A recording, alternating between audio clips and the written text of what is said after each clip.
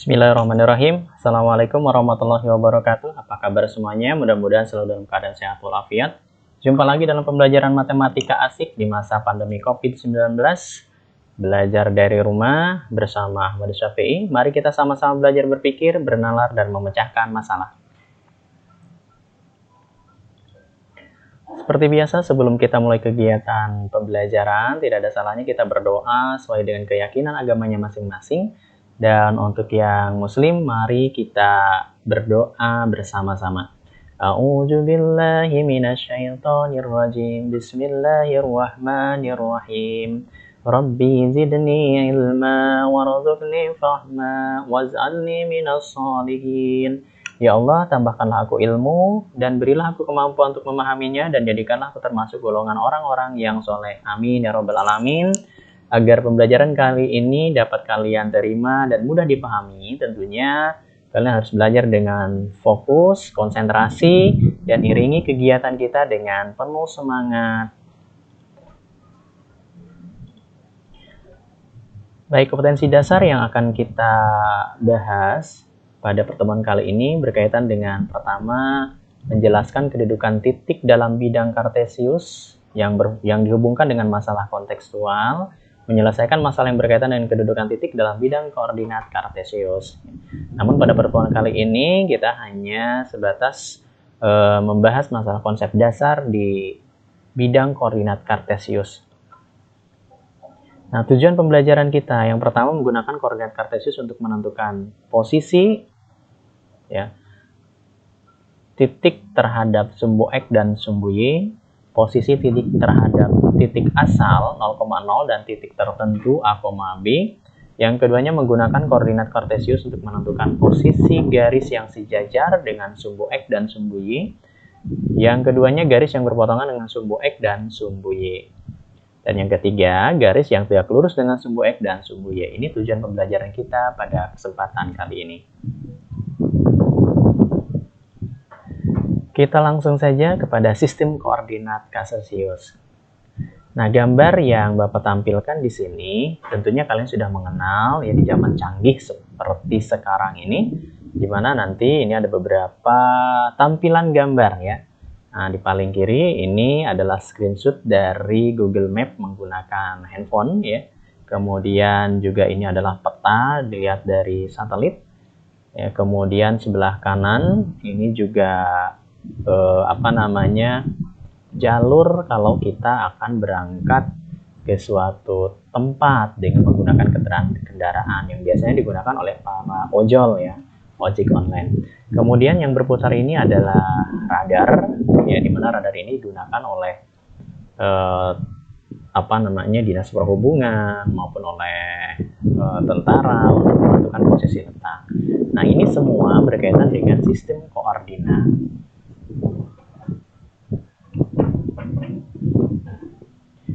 Baik, sistem koordinat itu banyak ya, diantaranya ada sistem koordinat kartesius, ada sistem koordinat geografi yang tadi barusan kita lihat.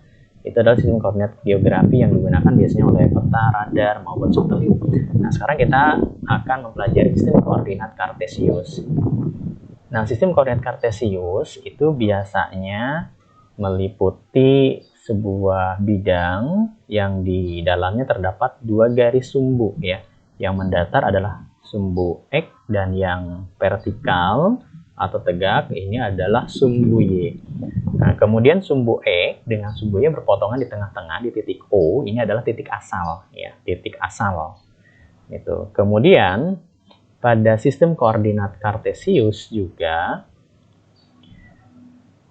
kita harus mengenal bahwa pada sumbu X ya, nilai pada sumbu X sepanjang sumbu X mendatar ini adalah nilai absis ya. Kemudian nilai pada sepanjang sumbu Y ini disebutnya nilai ordinat ya. Lalu pasangan antara absis dan ordinat ini disebutnya titik koordinat.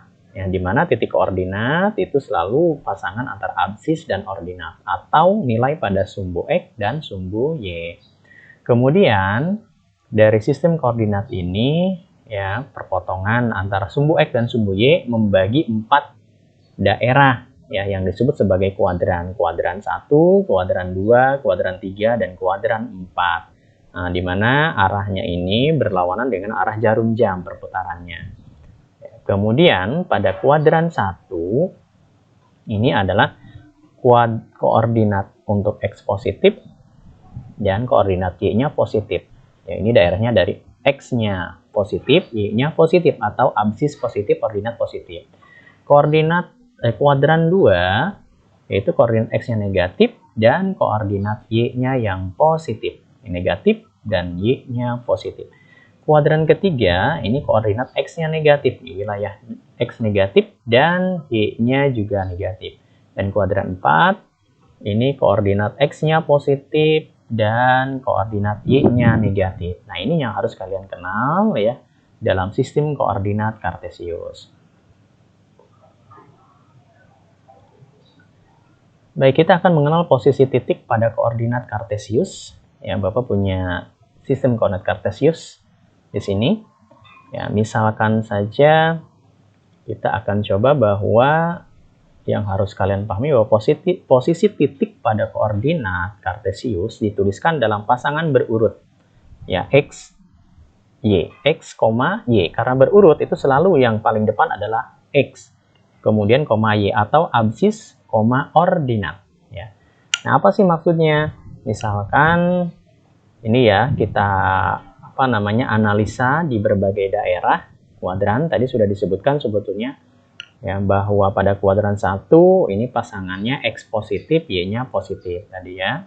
Nah, titik koordinatnya adalah X, Y. Kemudian di kuadran 2 X-nya negatif berarti negatif X, Y karena Y-nya positif. Di kuadran 3 itu negatif X, negatif Y, dan di kuadran 4 adalah X, negatif Y. Nah, ini nilai-nilai ya yang menggambarkan pasangan ya atau koordinat untuk di berbagai kuadran. Misalkan begini, Bapak punya sebuah titik A ya, di mana titik A ini dia bergerak 4 satuan ke kanan dan 5 satuan ke atas. Ya, dari titik asal tentunya, dari titik perpotongan antara sumbu X dan sumbu Y. Nah, ini berapa sih koordinatnya? Nah, koordinatnya adalah 4,5. Kenapa 4,5? Karena bergerak dari titik asal 4 satuan ke kanan positif dan ke atas ya positif juga. Nah, ini berkaitan dengan posisi titik di kuadran pertama. Semuanya positif. Nah, inilah nanti dengan bahasa lain bahwa titik A ini berjarak 5 satuan. 5 satuan dari sumbu X, ini sumbu X, ke atas 5 satuan. Ini jaraknya juga 5 satuan. Kemudian 4 satuan dari sumbu Y. Nah, sumbu Y 4 satuan. Ya, 4 satuan. 4 satuan. Nah, kalian harus ingat bahwa titik orientir ini mengandung beberapa makna. Pertama, titik A 4,5 itu artinya bergerak ke kanan 4 satuan dan ke atas 5 satuan. Atau dengan kata lain, titik A ini berjarak 5 satuan terhadap sumbu X dan 4 satuan terhadap sumbu Y. Ya, mudah-mudahan bisa dipahami ya. Kemudian misalkan Bapak punya titik B. Ya, titik B. Nah, berapa sih titik koordinat titik B ini? Kalian harus gerakkan mulai dari titik asal ke arah kiri. 7 satuan dan ke atas 3 satuan. Karena ke arah kiri di sini posisi sumbu X-nya adalah sumbu X negatif. Sehingga nanti titik koordinatnya adalah negatif 7,3. Negatif 7,3. Nah, ini perhatikan ketentuan dari kuadran 2 ini ya, bahwa X-nya negatif, Y-nya positif. Ya, jadi titik B ini titik koordinatnya adalah negatif 7,3. Atau dapat kita katakan juga bahwa titik B berjarak 3 satuan terhadap sumbu E dan 7 satuan terhadap sumbu Y. Kemudian titik C misalkan posisinya ada di sini di kuadran 3. Di kuadran 3 ya, titik koordinatnya semuanya negatif. Ya, bagaimana pergerakannya dari titik asal? Nah, bergerak 9 satuan ke kiri dan 5 satuan ke bawah ya. 9 satuan ke kiri dan 5 satuan ke bawah. Berarti titik koordinatnya adalah negatif 9, negatif 5. Atau dengan kata lain, titik C ini berjarak 5 satuan terhadap sumbu X dan 9 satuan terhadap sumbu Y. Kemudian titik yang lain, misalkan titik D ada di kuadran 4 ya. Titik koordinatnya secara umum dilukiskan jadi X, negatif Y. Ya, berarti nanti bergerak ke kanan 7 satuan dan ke bawah 4 satuan. Ya, sehingga titik koordinatnya adalah 7, negatif 4. Dalam arti yang lain, titik D ini berjarak. Ya, kalau jarak beda ya. Wah, jarak beda dengan titik. Jaraknya adalah 4 satuan dari sumbu X dan 7 satuan dari sumbu Y. Nah, ini kalian harus bisa pahami ya, berkaitan dengan posisi ya. Posisi dan jarak di sini. Ya, posisi titik pada koordinat kartesius. Nah, ini sistem koordinat kartesius. Ada titik asalnya. Nah, misalkan di titik asal ini adalah rumahku ya. Rumah siapa saja di sini ya, rumahku. Kemudian ada titik-titik yang lain, misalkan terminal, ada stasiun, kemudian di kuadran 2-nya ada sekolah, lalu ada masjid, lalu ada SPBU, kemudian pasar, bank, dan kantor polisi. Nah, ini titik-titik ya. Patokannya adalah rumahku. Ya, seandainya saja kalian ditanya bagaimana posisi stasiun terhadap rumahku, nah, artinya seperti apa sih? Nah, kita ikuti langkah seperti tadi. Ada pergerakan mungkin dari rumahku ya ke arah mendatar. Ya, kalau kita ingin pergi ke stasiun, berarti kita akan bergerak 1, 2, 3 satuan ke kanan, 1, 2, 3, 4 satuan ke atas ya. Sehingga titik koordinatnya nanti berdasarkan ini ya kita akan coba bahas. Nah, yang pertama posisi stasiun terhadap rumahku. Ya, tadi sudah Bapak singgung, bergerak 3 satuan ke kanan dan 4 satuan ke atas. Yang keduanya berjarak 4 satuan dari sumbu X dan 3 satuan dari sumbu Y. Lalu titik koordinatnya adalah 3,4. Tadi titik koordinat itu berdasarkan pergerakan ya, bukan jarak. Dan yang keempatnya stasiun berada pada kuadran 1. Ini daerah kuadran 1 ya, bisa dipahami ya. Contoh yang lain. Bagaimana posisi SPBU terhadap rumahku? Patokannya rumahku ya. Nah, berarti nanti kalian harus analisa. Oke, ya dari rumahku ke arah horizontal, kemudian ke arah bawah. Nah, berarti posisi SPBU terhadap rumahku pertama bergerak 3 satuan ke kiri dan 2 satuan ke bawah. Lalu berjarak 2 satuan terhadap sumbu X dan 3 satuan terhadap sumbu Y. Yang ketiganya, titik koordinat stasiun itu negatif 3, negatif 2. Dan posisinya stasiun berada pada kuadran ketiga. Nah, ini kalau misalkan ada pertanyaan-pertanyaan terhadap suatu objek, suatu titik terhadap titik acuan tertentu ya. Bisa saja nanti bagaimana kalau posisi sekolah terhadap masjid, bisa saja posisi kantor polisi terhadap SPBU atau pasar. Kalian harus bisa menceritakan, menggambarkan ya. Nah, inti dari pergerakan ini selalu pergerakannya adalah dari arah horizontal baru ke arah vertikal, atau dengan kata lain dari arah mendatar baru ke arah tegak ya. Mungkin bisa dipahami ya.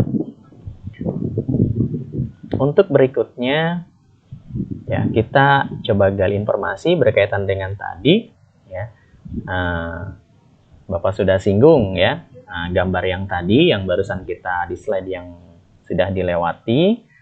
Pertanyaan yang lainnya ya, bagaimana posisi terminal sekolah, masjid, pasar, bank, dan kantor polisi terhadap rumahku? Jadi titik asal atau titik patokannya adalah rumahku. Kalian bisa ceritakan posisi terminal, sekolah, masjid, pasar, bank, dan kantor polisi ya. Seperti tadi Bapak sudah memberikan contoh.